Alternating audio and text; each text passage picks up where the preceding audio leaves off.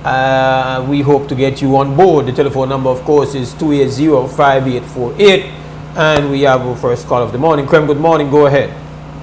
Good morning, Mose. Good morning to the sister. Yeah, calling about the reported case of students being denied an education at Whistler College High School. They send them back home. And secondly, here discrimination. But I have to tell you, get it done, you know, pretty short. Remember that. What's that? Good. I like it.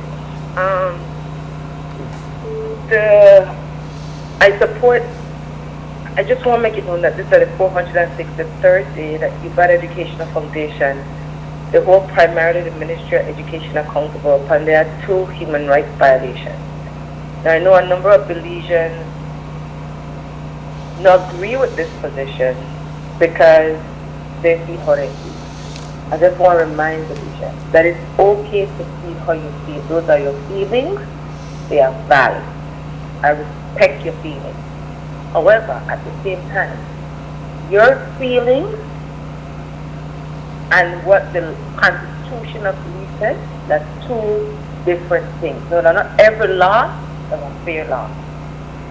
Then police officers who had luck win their case because of the Constitution of Belize says that you have one right to cultural expression. Now I know a lot of we have one different mindset and we think if we just follow rules blindly. This is our new day. The Ministry of Education has consistently been guilty of not upholding the Constitution of Belize. Now indeed, UEF, our group, did meet with the Ministry of Education on September 8, 2025. We don't hear nothing from them since. I have not sent a follow-up email and I take ownership of that because life is life. But believe me, that email going out this week. Because even in the first release of the Ministry of Education said they were sent out and sent out on September 12th, my position is that first release did not make it clear that it is a violation of the Constitution of Belize for any school to deny a Belizean student the right to education, 1, and the freedom to express themselves by how they style their hair. The students have on duty to have clean hair. Now the Ministry of Education wrong for that. Now the Ministry of Education will enforce the Constitution of Belize. It may be a slim chance, and enforcing it, you have to propose a law with stiff penalties. Because if you have a law with stiff penalties, it minimizes the chance of these infractions and these violations happening. Changing policy now works with no stiff consequence violations continue. I remember these are reported violations. So on the 25th of September, when we represented UEF and Cynthia Pitts, the Vice President of the U.S. Commission of Belize, 46 days ago, gone to the Belize Association of Principals of Secondary Schools first meeting for this year. After we left the meeting, they had elections. The new vice chair of, and I reported back what our robust meeting was. There were some principals who had comments that my takeaway was that they feel that rules are rules. We listened to them, we shared our position. So the new, the chair of the Belize Association of Principals of Secondary Schools, that Gianni Neal, the principal at St. Ignatius High School. The vice chair is, it says Sherilyn Welch, the principal at Wesley College.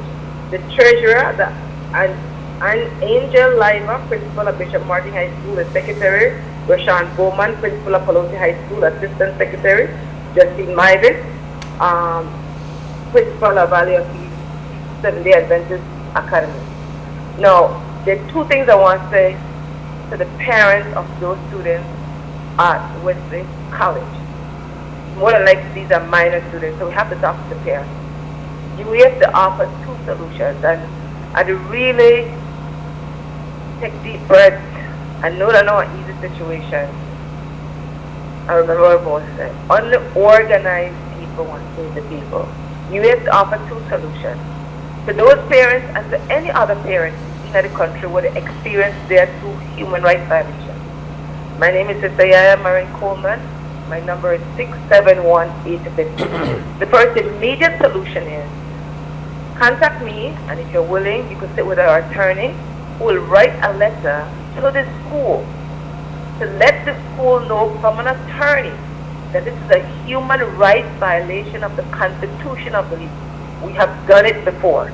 The school responds very differently when they get to an attorney letterhead, and especially when they see who their attorney, who tell it out for them very clearly that this is a violation of the Constitution of the league.